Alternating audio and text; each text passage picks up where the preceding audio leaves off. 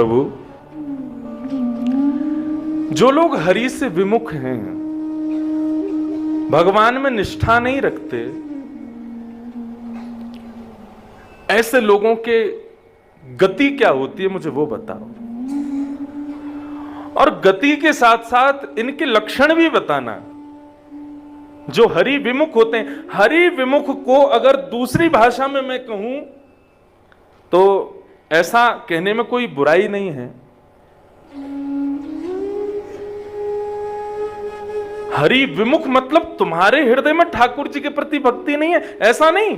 ठाकुर जी भी तुमसे प्रेम नहीं करते, तुम ठाकुर जी हरिप्रिय भी नहीं हो, यह बात कही जा सकती है।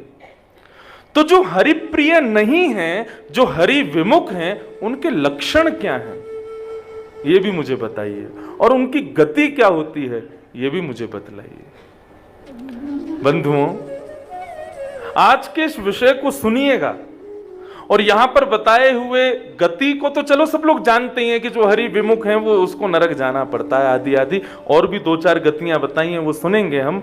लेकिन जो लक्षण यहां बताए जा रहे हैं ना, आज तक अगर इनमें से एक भी लक्षण था तो क्षमा हो गई, लेकिन यदि अब ये लक्षण आगे रहे तो सोच लेना कि ठाकुर जी आपसे प्रेम नहीं करते, आप ठाकुर जी के प्रिय नहीं हो। इसलिए इस विषय को बहुत ध्यान से सुनना। और इसका उत्तर दे रहे हैं चमस योगेश्वर, और वे कहते हैं, राजन तुमने जो प्रश्न किया है, हरि विमुख लोगों की गति क्या है,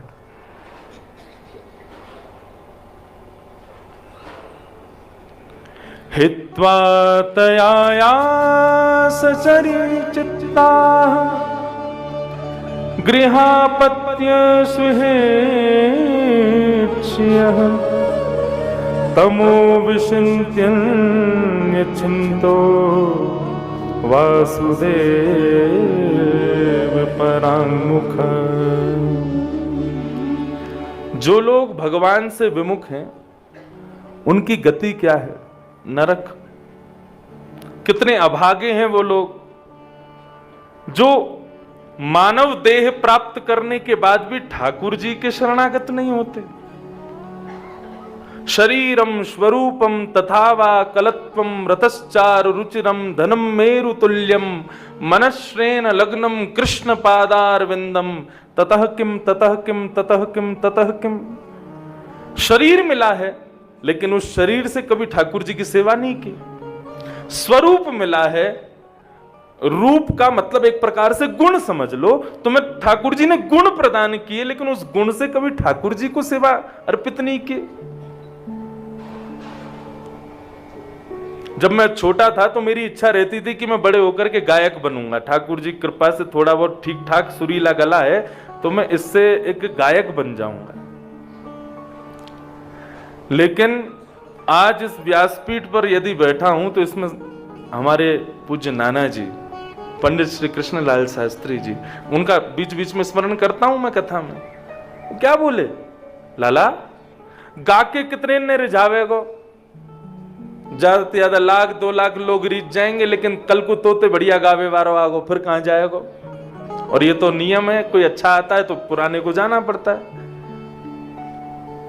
लेकिन उनकी एक बात बड़ी भाई, वो बोले अपने गुण से संसारियों को मत रिझाओ, अपने गुण से श्री राधा रमण को रिझाओ। यदि वे रीझ गए तो संसारी अपने आप रीझ जाएंगे। संसारियों को क्या रिझाना।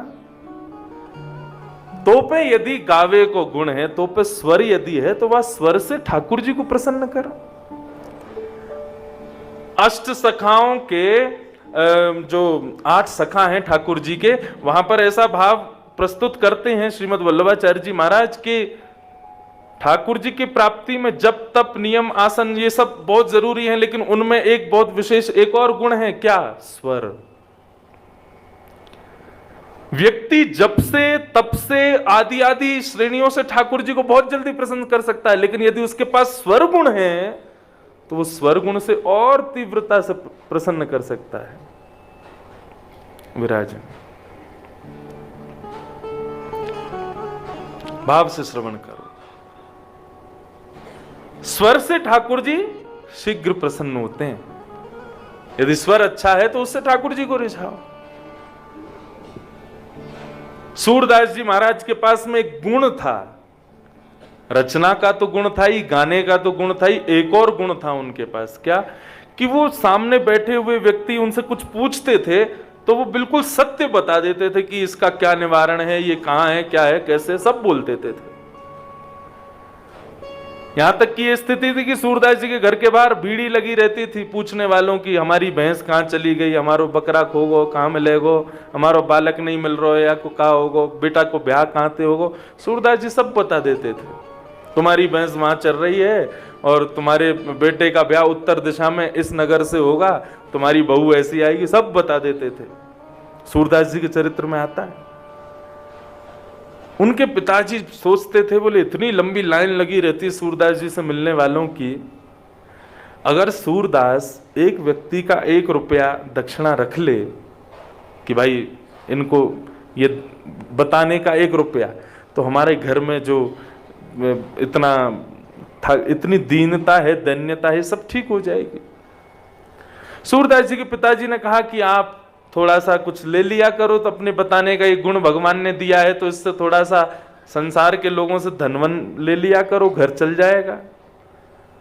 सूरदास जी इतनी अच्छी बात कहते हैं उस समय, पिताजी भगवत प्राप्त गुणों से भगवान को ही रिझाना चाहिए। जो गुण हमने संसार में आकर के अपनाया है, सीखा है, जीवन में जिस गुण को यहां आकर के हमने रियाज करके, मेहनत करके पाया है, उससे हम संसार को रिझा सकते हैं। लेकिन जिस गुण को हमको भगवान ने दे करके भेजा, उस गुण से कभी भी मानवों को रिझाना नहीं चाहिए। क्यों? क्योंकि वो गुण दे करके ठाकुर जी ने तुमको इसीलिए भेजा था कि तुम उनको रिझा सको।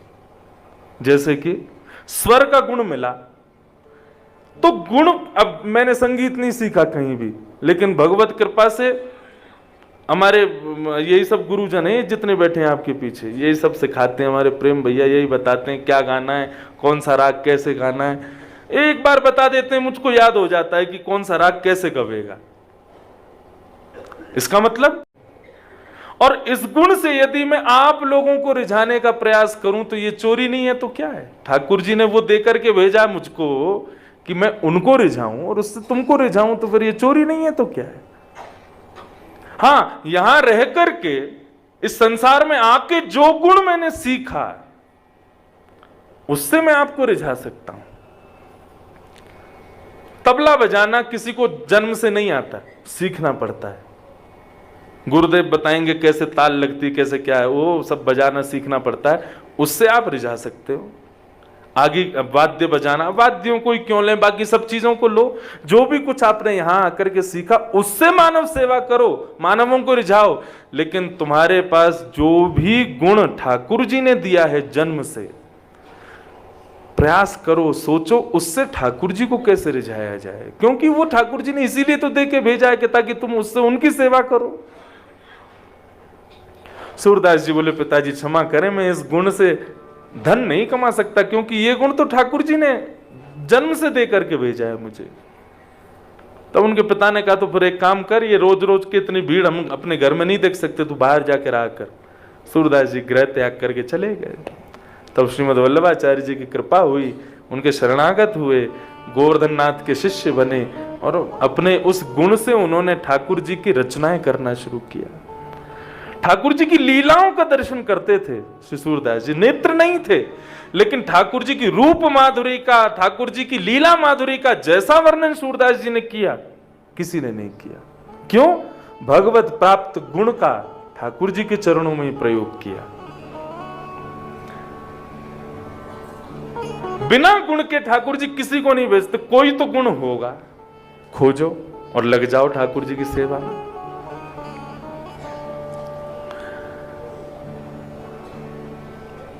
तो हे भगवान,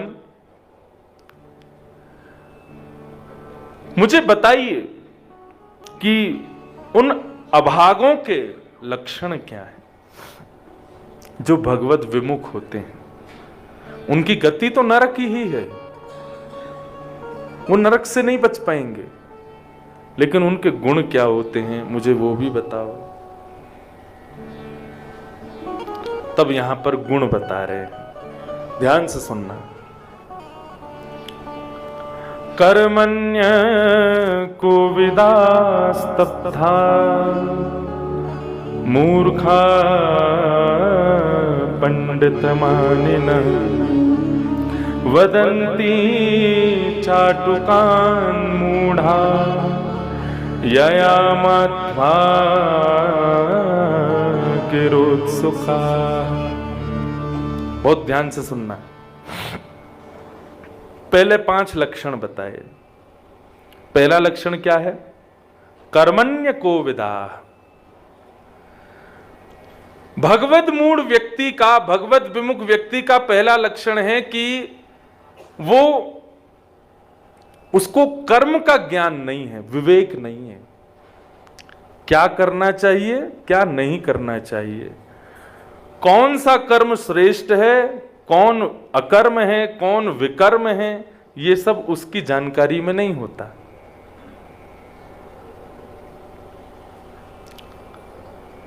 पधारे जय हो।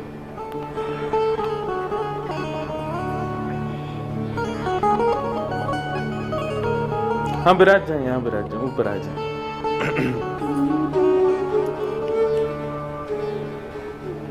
कर्मण्य को विदा।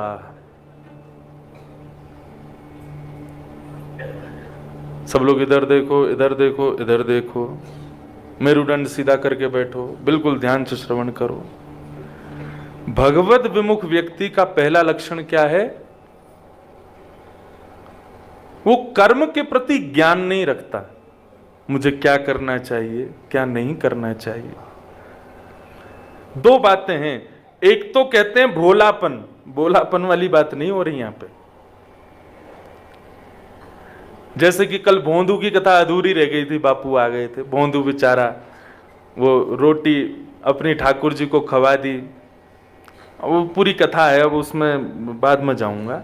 लेकिन एक होता है बिल्कुल सरल स्वभाव, सरल भाव में, सहज भाव में आपसे जो होता है वो प्रेम भाव है, उसको ठाकुर जी स्वीकार कर लेते हैं। उसको ठाकुर जी फिर दोष नहीं मानते।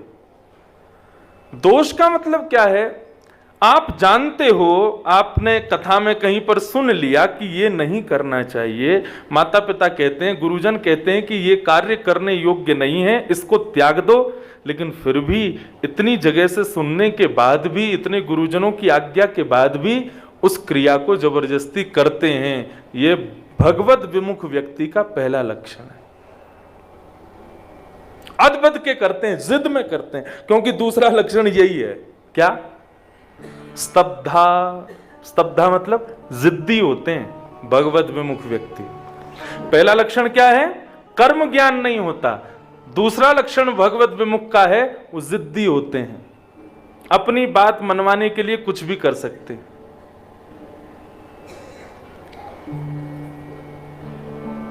जिद्दी स्वभाव के होते हैं।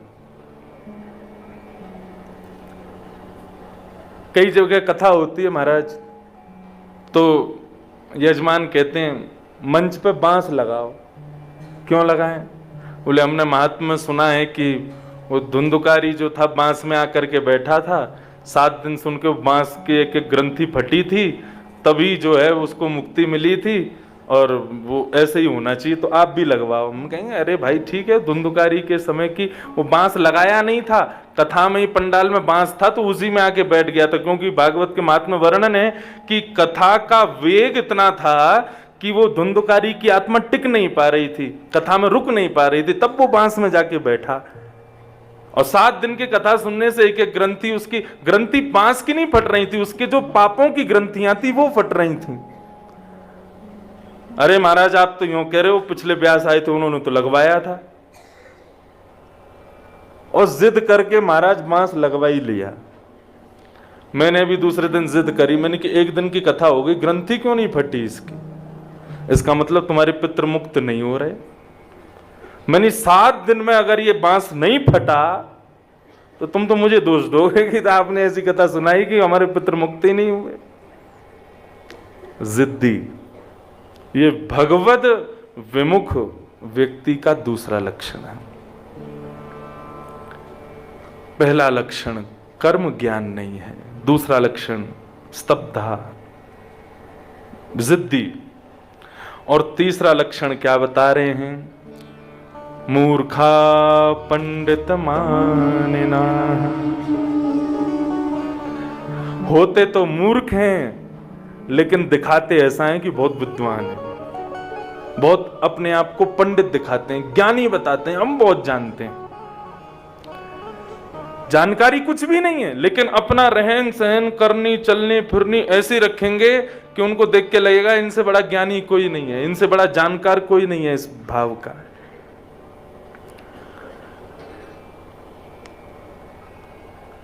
इस प्रकार ये तीसरा लक्षण है भगवत विमुख व्यक्ति का। चौथा लक्षण क्या है? वदंती चाटुकान मूढ़ा।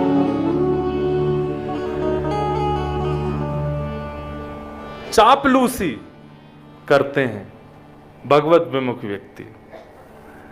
जैसे दिख जाएगा कि हाँ ये बहुत धनवान है या ये बहुत अच्छा है, श्रेष्ठ, इसका बहुत सब जगह खूब नाम है, तो उसकी चापलूसी करने लग जाते हैं।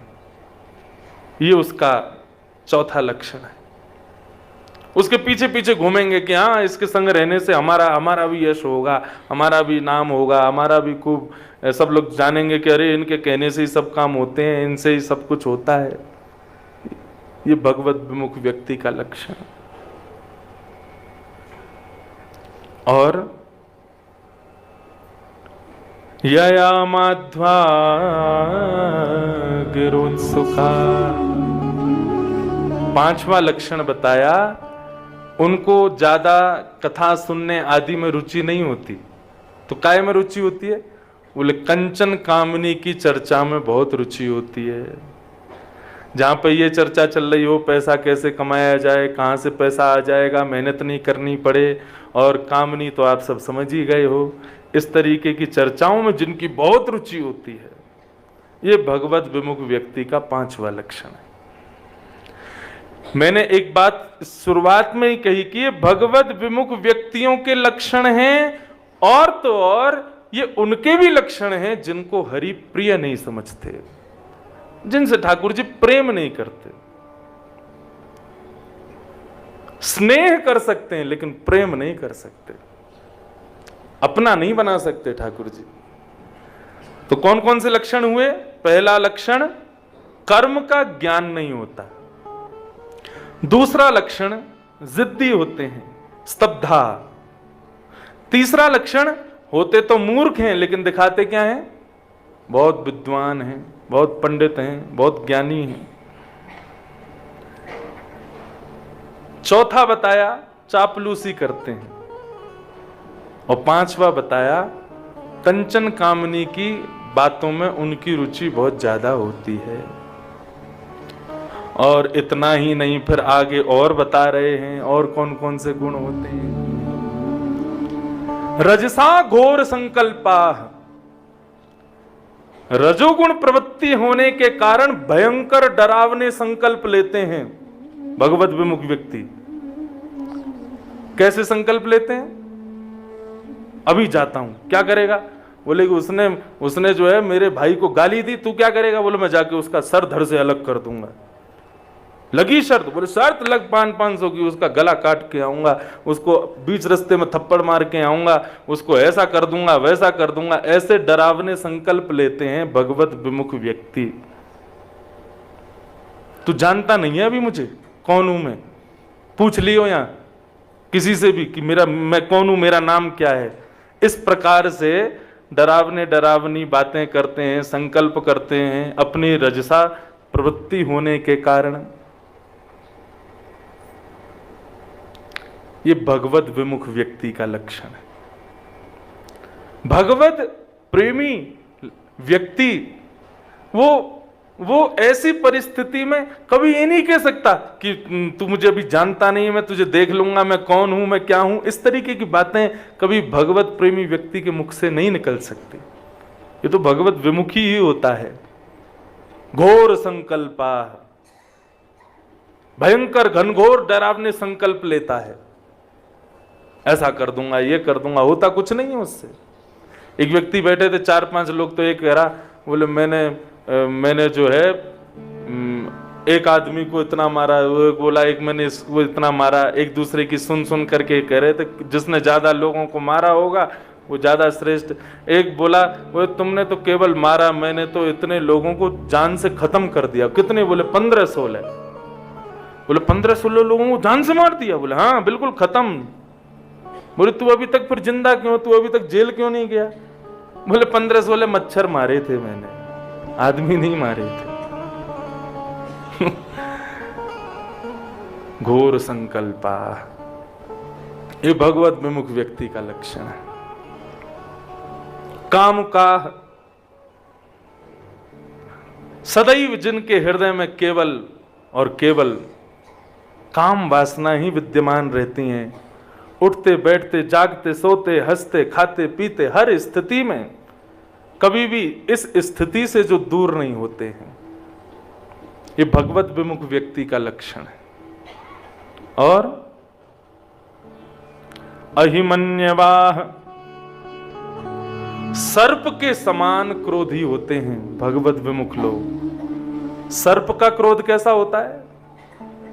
उसके ऊपर किसी ने यदि पांव रख दिया तो वो ये विचार नहीं करेगा कौन है, तुरंत तत्क्षण डस देगा, इतना क्रोधी होता है सर्प। ऐसे ही भगवत विमुख व्यक्ति उस सर्प के समान क्रोधी होते हैं। इतना भयंकर क्रोध उनके भीतर व्याप्त रहता है। किसी व्यक्ति के 4 बालक थे, दूसरे व्यक्ति ने चारों बालकों को देख के कहा, अरे भाई कितने प्यारे हैं, ये चारों तुम्हारे बच्चे हैं। तो क्रोध में बोलता है, 5 होते तो तू क्या कर लेता? हाँ है मेरे चारों। सदैव क्रोध की अग्नि में जलने वाला व्यक्ति वो भगवत विमुख व्यक्ति है, भगवत प्रेमी नहीं हो सकता। अहिमन्यवा, और दंभिका मानिनः, भगवत विमुख व्यक्ति का अभी तक कितने गुण हो गए?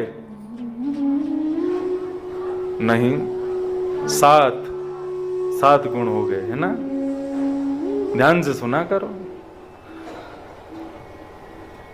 सर्प के समान क्रोधी होता है। 8वां लक्षण बता रहे हैं, दंभिका मानिनः, दंभ करके जो दूसरों के हृदय में एक प्रतिष्ठा पा लेता है। समझ रहे हैं?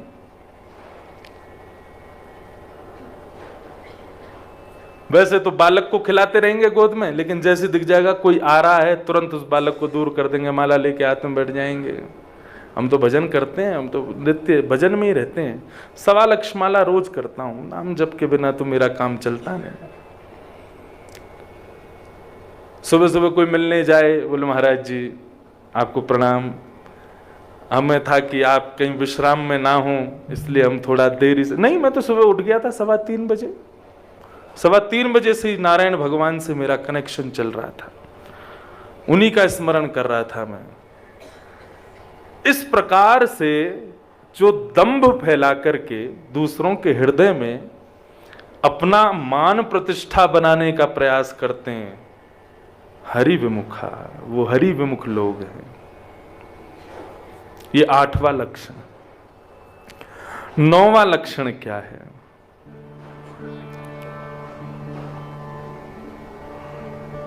दंभिका मानिनः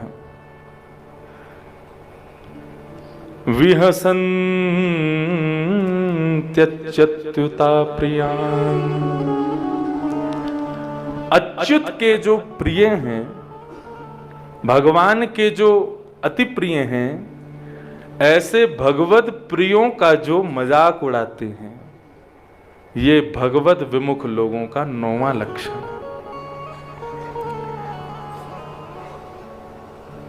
एक लक्षण हमने गिना नहीं बीच में, काम का। इस प्रकार 10 लक्षण हैं टोटल, 2 श्लोकों में चमस योगेश्वर ने बताए हैं। इन 10 लक्षणों को बताते हुए कहते हैं कि जो इन 10 लक्षणों से युक्त है या तो वो भगवत विमुख है या फिर वो भगवत सन्निधि में रहने के बाद भी भगवत प्रिय नहीं है। वो भगवत सन्निधि में भी क्यों रह रहा है? दंभ की वजह से रह रहा है, अपनी किसी कामना की पूर्ति के लिए जा रहा है। वो भगवत प्रेमी नहीं हो सकता।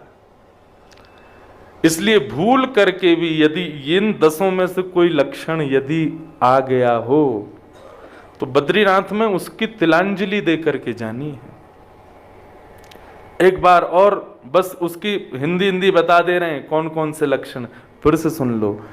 कर्म का अज्ञान पहला, दूसरा जिद्दी, तीसरा मूर्ख हैं लेकिन दिखाएंगे बहुत ज्ञानी हैं, पांचवा चापलूसी, छठवा कंचन कामनी की चर्चाओं में पांचवा जो कंचन कामनी की चर्चाओं में बहुत प्रसन्न रहते हैं, छठवा भयंकर घनघोर डरावने संकल्प लेते हैं, ऐसा कर दूंगा वैसा कर दूंगा, तुझे देख लूंगा तुझे देख लूंगा, एक दिन काली उसको देख लेता है। सातवां सर्प के समान क्रोधी, आठवां सदा काम वासना में ही जो संलिप्त रहता है, काम का कामनीमयम कृष्णोमयम जगत सर्वम। एक श्लोक है, महाराज जी आपको शायद स्मृति में हो, जो धन का लोभी होता है वो जहां जाता है वहां यही देखता है कि मुझे यहां से धन कैसे कमाना है, यहां से जमीन कैसे खरीदनी है। कामुक व्यक्ति जिसको भी देखता है उसके प्रति काम भावना ही प्रकट करता रहता है। लेकिन भक्ता कृष्णमयम विश्वम, भक्त कैसा है? बोले जिसको भी देखता है उसको ये सोचता है कि जरूर कृष्ण भगवान का कोई अनन्य भक्त होगा, और नहीं है तो वो ये विचार करेगा ये भक्त कैसे बने। ये उनके लक्षण होते हैं। तो 8वां लक्षण सदा काम वासना की चर्चाओं में जो लगा रहता है, काम का।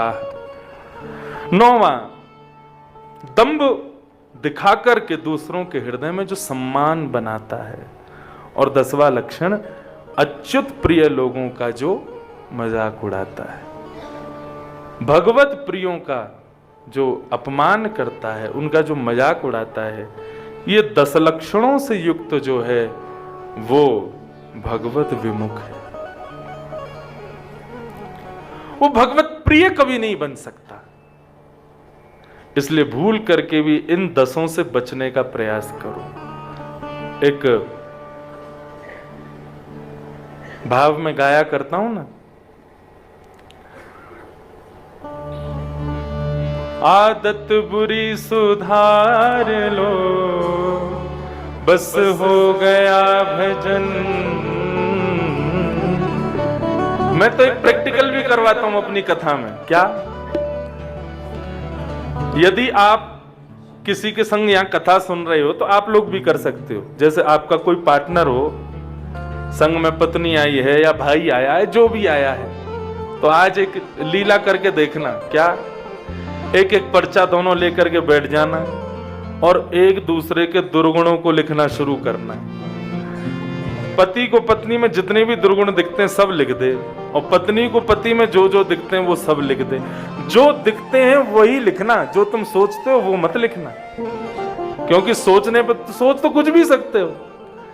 और फिर वो लिखने के बाद में एक दूसरे को दे देना, ये लो तुम्हारे दुर्गुण इसमें लिखे हुए हैं, उसके तुम ले लेना। लेकिन शर्त है कि दोनों फिर लड़ना मत बाद में, पता चलिए अलकनंदा में ही फेंके आए उठा के, तेने ऐसा कैसे लिख दिया। नहीं, मैंने कथा के प्रथम दिन शायद कथा में कहा था, अपने अवगुणों को स्वीकार करना मानव का सबसे बड़ा सद्गुण है। यदि कोई अवगुण बतावे, निंदक नियरे राखिए, जो कोनो निंदा करे, तुम्हारी गलत बातें बतावे, उसको सदैव पास रखो। क्यों? तुमको सुधारेगा वो। जो ज्यादा यशगान करते हैं ना बगल में बैठे बैठे, महाराज जी आप तो यही हो, हमारे संग होता है, क्योंकि संग वाले चढ़ाते ही रहेंगे पहाड़ पे, महाराज जी आपने अरे तो कल तो यो कर दिया, परसों तो ये हो गया, ये तो ऐसी बातों को सुन के दूसरे कान से तुरंत निकाल दो। क्यों? ऐसी बातें कभी आगे बढ़ने नहीं देती। जो तुम्हारे अवगुणों को बतावे उसको सदैव पास रखो। क्यों? अवगुण सुनोगे तो उसको बदलने का प्रयास करोगे, और जब बदलने का प्रयास करोगे तो शुद्ध हो जाओगे। इसीलिए गाते हैं, बहुत सुंदर भाव है, पूरा वेदांत है इस भजन में। आदत बुरी सुधार लो। क्यों? क्योंकि तुमको केवल तुम ही जानते हो। हमको केवल दो लोग जानते हैं, या तो मैं खुद जानता हूं या भगवान जानते हैं, तीसरा हमको कोई नहीं जानता। इसलिए अपने समस्त अवगुणों पर कार्य करना शुरू करो। और जो किसी पार्टनर के साथ में नहीं आया है ना, वो अपने अवगुण अपने आप ही लिख देना, हाँ ये मेरे अंदर कमियां हैं। और 3 दिन में बद्रीनाथ में जितना हो सके इनको बद्रीनाथ भगवान से प्रणाम करके जाएंगे कि सब नष्ट हो हमारी।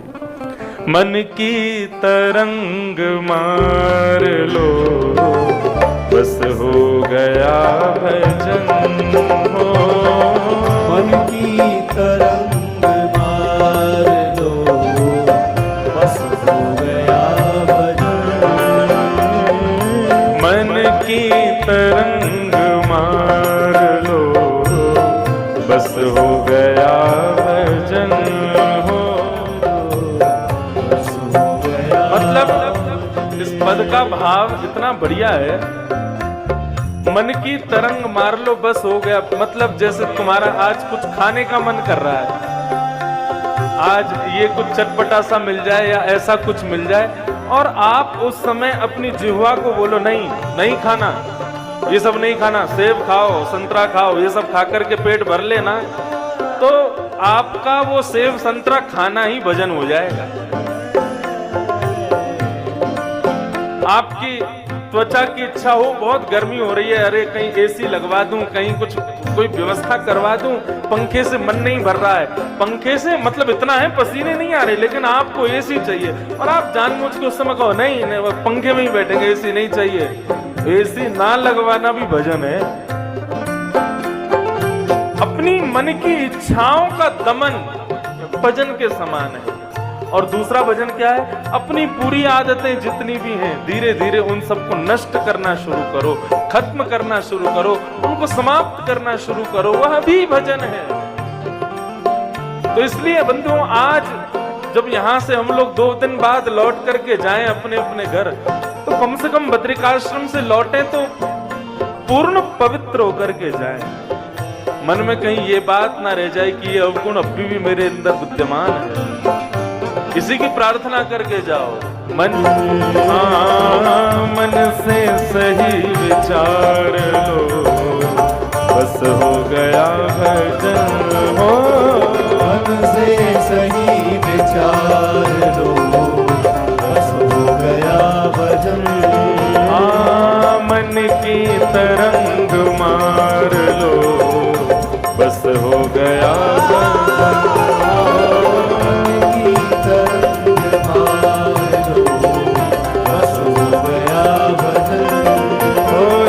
नारायण नारायण नारायण नारायण नारायण नारायण भजमन नारायण नारायण नारायण नारायण नारायण नारायण श्रीमन नारायण नारायण नारायण नारायण नारायण नारायण श्रीमन नारायण नारायण नारायण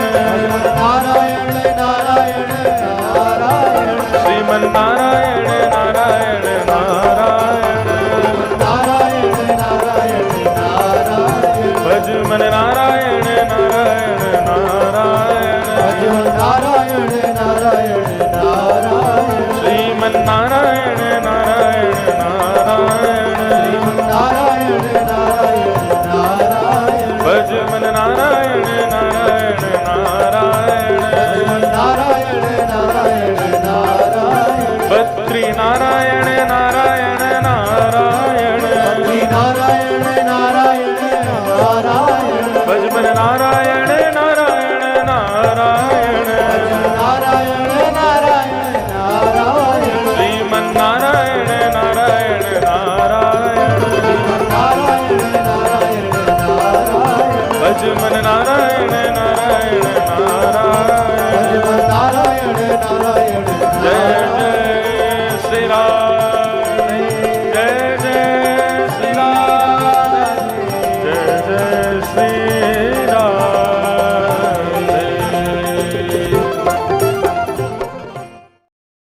श्रीमद् भागवत महापुराण का भी जो कथा सुनते हैं वे लोग तो जानते हैं, लेकिन बहुत कम लोग ऐसा जानते हैं कि पुराण संहिता भागवत की रचना भी बद्रीनाथ में हुई है। और ऐसा कह दिया जाए तो कोई अतिशयोक्ति नहीं कि श्री वेदव्यास जी महाराज लिखते जा रहे हैं, जैसे ही भागवत की रचना हुई, भागवत की रचना के बाद श्री वेदव्यास जी महाराज ने अपनी कलम को रख दिया, बोले कि बस अब कुछ और शेष रह नहीं गया है, ये परिपूर्ण है। सारम सारम समुद्भुतम, सबका सार एक जगह विद्यमान है, वो श्रीमद् भागवत है। वेदव्यास जी महाराज ब्रह्म नद्याम सरस्वत्याम, ये ब्रह्म नदी है सरस्वती। संपूर्ण भारत में श्री सरस्वती जी का दर्शन केवल और केवल बद्रीनाथ में है, अन्यत्र कहीं भी सरस्वती जी का दर्शन नहीं होता। ऐसा कहते हैं कि वे विलुप्त हो गईं, वे गुप्त हो गईं, उसके बाद उनका दर्शन नहीं हुआ। यहां श्री वेदव्यास जी विराज रहे थे, तब उन्होंने मन में विचार किया क्या किया जाए। इदं भागवतं नाम पुराणं ब्रह्म संहितं उत्तम श्लोक चरितं चकार भगवान ऋषि। वेदव्यास जी महाराज ने इस भागवत की रचना की। क्यों की? क्या प्रयोजन था? तो जब द्वापर युग का विश्राम था, तब श्री वेदव्यास जी महाराज ने मन में विचार किया कि कलयुग के लोग बड़े विचित्र होने वाले हैं। कैसे होंगे? बोले अश्रद्धा, श्रद्धा नहीं होगी उनमें। किसी को प्रणाम करेंगे तो जैसा कल हम लोग चर्चा कर रहे थे, उसको ये जानना जरूरी है कि हम इसको प्रणाम करें तो प्रणाम से हमें क्या प्राप्त होगा। बिना फलश्रुति जाने यहाँ के लोग कुछ नहीं करेंगे। श्रद्धा कब उठेगी? जब उसको फलश्रुति बता दो कि ये करने से ये होगा, तो वो उस कार्य को करेगा। अकारण कोई नहीं करेगा। हमारी कैसी विडंबना, हम संसार के भौतिक वस्तुओं में कभी भी कारण नहीं खोजते, कभी भी फलश्रुति नहीं देखते, उससे क्या होगा।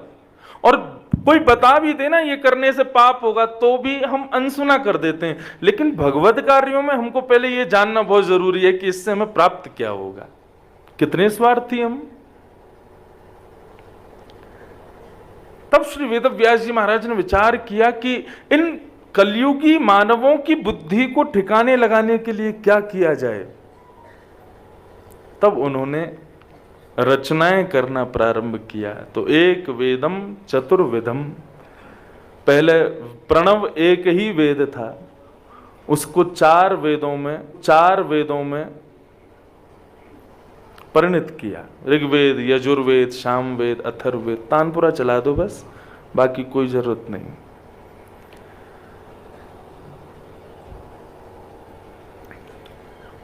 चतुर्वेद का निर्माण हुआ।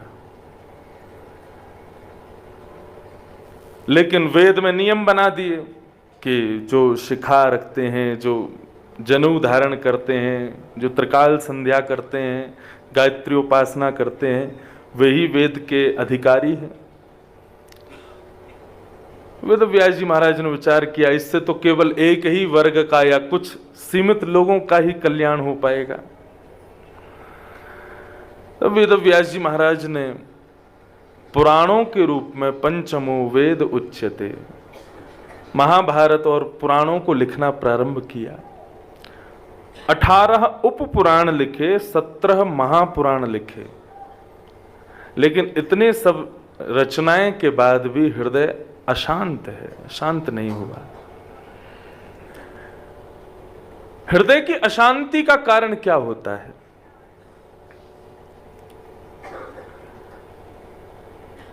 हमारी आत्मा भगवत संबंधी है, और हम जब भगवत संबंधी कार्यों को गति प्रदान नहीं करते तो हृदय अशांति ही रहता है। हाँ, ये बात है कि उस उतनी देर जितनी देर वो कार्य हो रहा उतनी देर थोड़ा सुख मिल सकता है, लेकिन उसके परिणाम में अशांति ही है।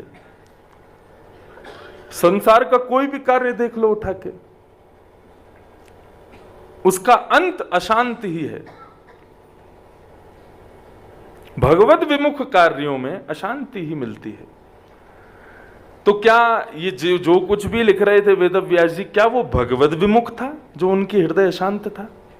नहीं, भगवत विमुख नहीं था, लेकिन भगवत प्रदान भी नहीं था। जब अशांत हृदय में बैठे थे तब ठाकुर जी ने श्री नारद जी को भेजा, जाओ जाकर के श्री वेद व्यास जी के हृदय को थोड़ा शांत करके आओ। तब नारद जी महाराज आए और आकर के श्री वेद व्यास जी महाराज जी से मिले और बोले, क्या बात है, आप इतने अशांत क्यों बैठे हो?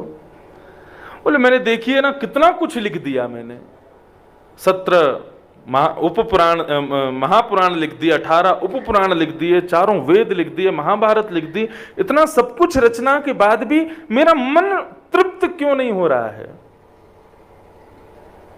क्या मुझसे कोई अपराध तो नहीं हो गया? तब नारद जी महाराज उनको कहते हैं, बोले कि आपने अपराध नहीं किया, लेकिन आपने एक चीज का इसमें प्रयोग नहीं किया है। और वो क्या है? वो सबसे विशेष है मन की शांति के लिए। भवतानुदित प्रायम यशो भगवतो मलम ये नैवासो न तुष्येत मन्ये तद्दर्शनम खिलम। आपने चतुर्विध पुरुषार्थ की प्राप्ति के लिए चतुर्वेद लिख दिए, इतने सारे पुराण लिख दिए, सब कुछ लिख दिया, लेकिन भगवत प्राप्ति कैसे हो वो नहीं बताया। धर्म अर्थ काम मोक्ष ये चारों की प्राप्ति कैसे हो ये तो आपने भली भांति कहा है, लेकिन जिनको इन चारों से कोई मतलब नहीं उसके लिए आपने क्या लिखा? जिसको अर्थ से मतलब नहीं, जिसको कामनाओं की पूर्ति से मतलब नहीं, जिसको मोक्ष की भी अभिलाषा नहीं। हमारे वृंदावन में तो कहते हैं मुक्ति नौन सी खारी लागे, नौन जैसी खारी लगे मुक्ति, हमें ना चाहिए मुक्ति। आहा करूं वैकुंठ ही जाए, ब्रजवासी गाते हैं, क्यों? जहां नहीं नंद जहां नहीं यशोदा, ब्रज तज मोरी जाए भलाए, कहा करूं वैकुंठ ही जाए, कहा करूं वैकुंठ। वास्तव में हम वृंदावन वाले से पूछो कि मुक्ति चाहिए तो मना कर दें ना, हमें ना चाहिए। क्यों? अरे मोहे लागे वृंदावन नीको, घर घर तुलसी ठाकुर सेवा, दर्शन गोविंद जी को। इतना सब कछु मिल गो वृंदावन वाले ने, और मुक्ति कहाँ चाहिए? वृंदावन वाले तो कभी कभी मैं कथा करता हूं तो ब्रजवासी आकर के बोलते, महाराज जी एक बात बताओ, हम कथा सुनेंगे तो मुक्ति मिल जाएगी क्या? मैंने कहा हाँ मिल जाएगी। तो कलते ना आएंगे कथा में, क्यों? हमें चाहिए ही ना। अरे श्री राधा रमन जी के दर्शन, श्री राधा वल्लभ जी के दर्शन, बिहारी जी के दर्शन, यमुना जी को दर्शन, वृंदावन की परिक्रमा, संतन के दर्शन, ब्रजरज में लौट लौट करके आनंद, ये सब हमारो छूट जाएगा मुक्ति मिल गई तो कहा चाहिए? बोले आशा चरण आशा महो चरण रेणुज श्याम हम श्याम, वृंदावने किमपि गुल्मलतौषधीना। जो श्री उद्धव जी मांगते हैं क्या? हे विधाता, यदि तुम मुझको दोबारा जन्म देनो चाहवे ना, मेरे कोई पुण्य पे रीच के, तुमको वृंदावन को कोई छोटा सा पौधा बना दीजिए। क्यों? जब कभी हवा चलेगी तो इन ब्रजवासीन की, इन ब्रज गोपीन की चरण रज उड़ उड़ करके मेरे माथे लगेगी, मैं सदैव वह ब्रजरज में सनो रहूं। या के काजी मुझको दोबारा वृंदावन दे दीजिए, लेकिन मुक्ति नहीं चाहिए। ऐसे लोगों के लिए वेदव्यास जी आपने क्या लिखा? जिनको धर्म अर्थ काम मोक्ष नहीं चाहिए, उनको प्रेमा भक्ति चाहिए, प्रेम लक्षणा भक्ति चाहिए, उनके लिए आपने क्या लिखा? जो मोक्ष के बाद भगवत दर्शन की अभिलाषा नहीं, जीते जी अपने सन्मुख ठाकुर जी को प्रकट करके देखना चाहते हैं, उनके लिए आपने क्या लिखा? वेदव्यास जी महाराज बोले, कैसे होगा वो? बोले, भवतानुदित प्रायम यशो भगवतो मलम। भगवान का सुंदर निर्मल यश लिखो, ठाकुर जी की सुंदर सुंदर लीलाएं लिखो, जिसको पढ़ करके सुन करके मानव के हृदय में ठाकुर जी के प्रति प्रेम प्रकट हो। एक बात मेरी बहुत ध्यान से सुनना, भगवान को भगवान मानो, लेकिन भगवान को भगवान मानने में सदैव एक दूरी सी बनी रहती है। हाँ? वो भगवान है, 4 बार हाथ धो, 2 बार नहाओ, तब जाके भीतर जाके माला चढ़ाओ, प्रणाम करो, इतनी कितनी दूरी। या हमारे ब्रज को सिद्धांत बदल गए हो, कहा बोले लाला है हमारो, लाला है तो वह को ध्यान रखो जाए, वह की चिंता करी जाए, वह की हर स्थिति को विचार किया जाए। संबंध बनाने में थोड़ी नजदीकी हो जाती है।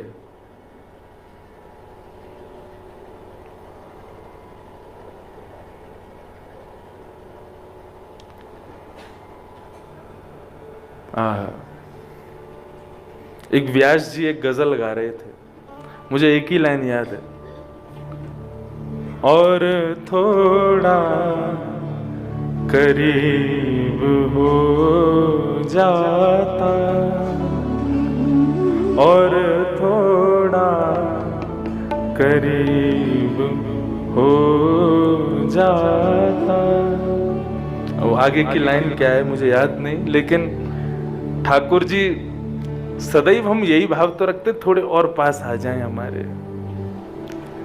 जो इस प्रकार की भावना वाले हैं प्रभु, उनके लिए क्या लिखा आपने? कुछ नहीं।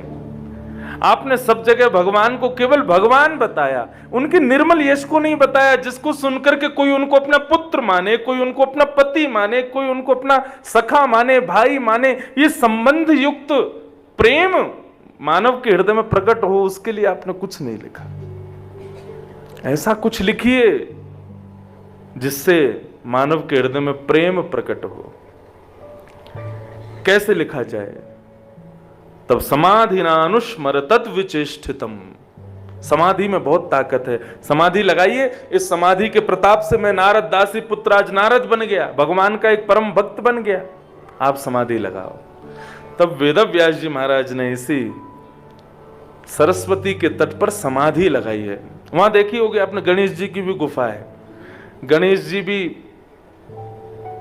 लेखक रहे महाभारत के, और शायद अन्य पुराण भी श्री गणेश जी ने लिखे हैं। व्यास जी बोलते थे, एक व्यास जी से सुन रहा था, गुरुजनों से सुना कि कभी कभी बीच में व्यास जी बोलते थे हाँ ऐसा लिखो, तो गणेश जी कहते नहीं ये ठीक नहीं है, ये ठीक है, तो दोनों में द्वंद्व भी हो जाता है। गणेश जी कहते नहीं मैं नहीं लिखूंगा, मैं तो ऐसा लिखूंगा। बोले तुम मानते क्यों नहीं? हम कह रहे हैं ना ऐसा लिखो, तो ऐसा भी भाव बताते हैं। लेकिन श्रीमद् भागवत गणेश जी ने नहीं लिखी, और श्री वेदव्यास जी ने भी नहीं लिखी। तो ये तो समाधिस्थ भाषा है। जब समाधि में हैं श्री वेदव्यास जी महाराज, और समाधि में ही समस्त ठाकुर जी की लीलाओं का अवलोकन कर रहे हैं, उनका स्मरण कर रहे हैं, उनका दर्शन कर रहे हैं। जब समाधि खुली तो श्रीमद् भागवत की रचना हो चुकी थी। संपूर्ण श्रीमद् भागवत सामने विराज रही थी। ऐसी श्रीमद् भागवत की कथा है जिसका निर्माण ही, जिसका लेखन ही, जिसका सृजन ही मानव के हृदय में विशुद्ध प्रेम प्रकट करने के लिए हुआ है।